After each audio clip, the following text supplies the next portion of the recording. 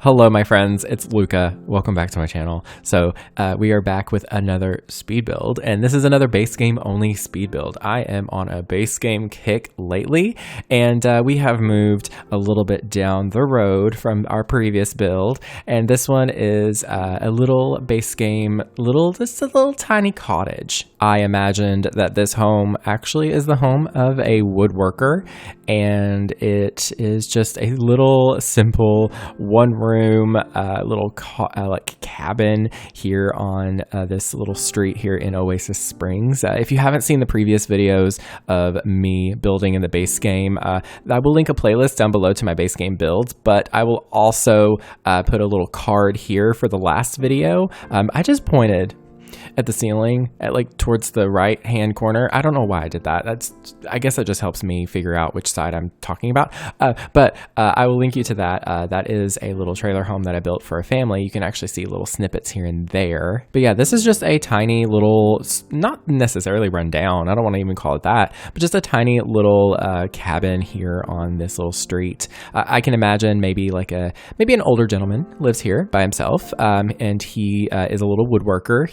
Maybe he sculpts little woodworking, little figurines and stuff like that, furniture, the usual, and maybe he sells them, at local flea markets or something like that. I actually plan on making the lot across the street, that 40 by 30 lot where Johnny's Zest trailer usually is. I kind of want to make that into a community lot of some form or another, possibly just a little community area where it's like a garden, park kind of place. Obviously, we don't have the ability to sell items and there, we don't have the ability to sell items on those tables. That's what I meant to say in the Sims 4 base game, but we can imagine at least. But I had a lot of fun with this build because I got to play with a lot of the live edit objects. I feel like whenever you have base game, you have to use all the show live edit objects because there's not a whole lot to use, so you got to use everything that you can. Also, I placed this pride flag down. I always forget about this pride flag when I'm doing normal builds, but when I'm doing base game builds, I'm like, oh, there's a pride flag.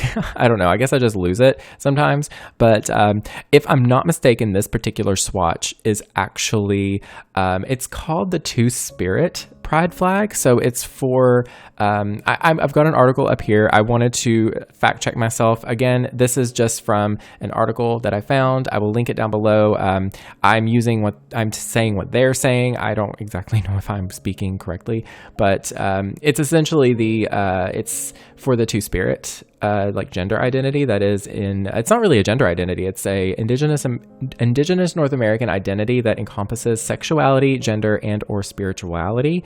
Two-spirit is a broad concept that embraces homosexual and homoromantic affinity, as well as a wide range of gender diversity, including those who are gay, lesbian, bi, trans, genderqueer, GNC, or multiple gender identities in Western society. I wanted to at least bring that up here. This is a generalization, this flag, of course, because there's many different types of flags that apparently that they use for that community. But I at least wanted to bring it up without, I didn't want to bring it up without saying something about it and just placing it willy-nilly. I wanted to at least, bring light to it. And, this community here on my little YouTube channel, I want to be as diverse as possible. And I want to at least recognize the, other people in the community of the LGBTQIA plus community here. And if you have any more knowledge about that, please let me know in the comments down below and we can start a little conversation about it. Again, I am a white person from Kentucky, so I don't really have a whole lot of experience and knowledge. So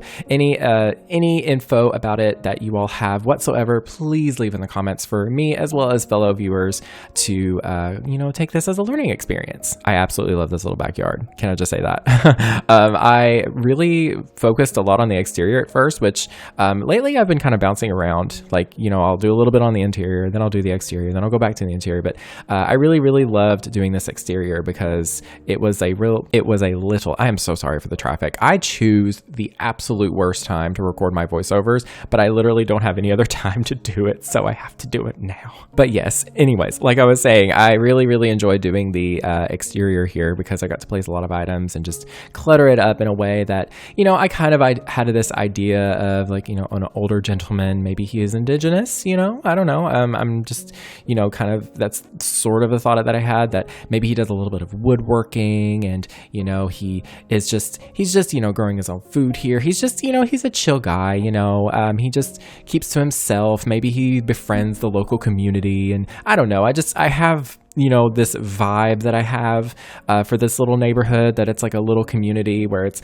fairly low income. They don't really have a lot, but they still work together and they share a lot of things. Maybe he grows food and, shares it with his, neighbors, and they give him, I don't know, something for it. I'm not sure. Maybe he gives them the kids toys and they give him, crops. I don't really know. I really wanted it to be like a communal little area here. And I think building a community lot across the street and putting like a little park kind of area would be absolutely perfect. Something I would really like to see in The Sims 4, and I don't know if this is just something that people can just do in their normal gameplay or if it's a thing that needs to be implemented into the game, but I would absolutely love to see some form of mechanic where the neighborhood that you're in is a lot more impactful to your Sim's life.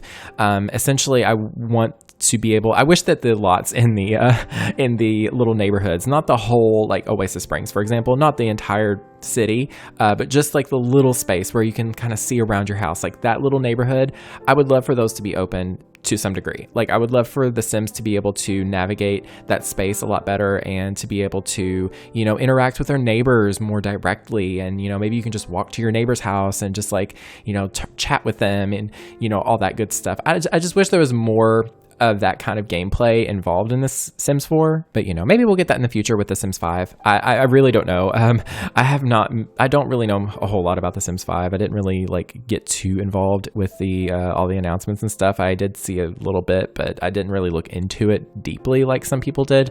I'm pretty excited. I think that I really hope that there is some more interactive mechanics like what I was talking about in The Sims, because I don't know, I just feel like it brings the game to life a lot more than just how it is now. But yeah, I really enjoyed this home. I need to upload this to the gallery. I just remembered that. I need to remember that. But yeah, I really enjoyed it. It was just a cozy little space. It's really only suited for one Sim, so maybe one Sim who has like a regular visitor come over. I don't know, maybe they have a friend that they have visit once in a while, but not anything like there's not enough space for two Sims to live here. It's just a single Sim, a single little bed. They have a little love seat with, I was gonna put this TV on this little crafted table, which I used a couple times throughout the build because I really just loved the aesthetic of it. It just looked like it was very natural. It fit with the vibe of the build, if that makes sense. That is essentially how I have been building this past several months at this point, is I'm just here to make a vibe. I'm not here to build something that's perfect, that, quote unquote perfect in my head. I'm just here to make something look a certain way. Like if I want to be able to like have a Sim play on a lot and it give off a vibe that is enough to inspire gameplay and storytelling, and that's kind of what I'm trying to do anymore. And I did use the platform tool in this home. I used platforms on the exterior to create porches, but I also used the platform tool on the interior to kind of divide up the space a little bit. I don't know, I just wanted to play around with that and use that base game like stone flooring, and for some reason I feel like this is like the best application for it, is kind of giving off that kind of vibe. There's no other word. If you want to make it a game, make it a drinking water game of how many times I will say the word vibe in a video. But that's the only word that I can think of. Vibe, aesthetic. That's the only two that I can think of that maybe feeling, atmosphere, ambiance. I don't know, but yeah, that's just the easiest word for me to say. But anyways, that is pretty much it for this build. I just add a few more little bits and bobs here and there. But if you would like to check this out, it is available on the Sims 4 gallery. All you have to do is search for my username luccaowens, that is LUCCAOWENS, as well as the hashtag Lucca. It is, once again, fully based game, and if you haven't seen them already, I will link the last 2 videos of my base game builds that I've been doing recently, the ones that are actually just down the street from this one. I will link those down in the description down below, as well as the article that I was reading from earlier. Just, you know, I again, just take it with a grain of salt because X, Y, and Z. But anyways, I love you all. Take care of yourselves. And that is everything. Thank you all so very much for watching. Stay weird, and I will speak to you all next time. Goodbye, my friends.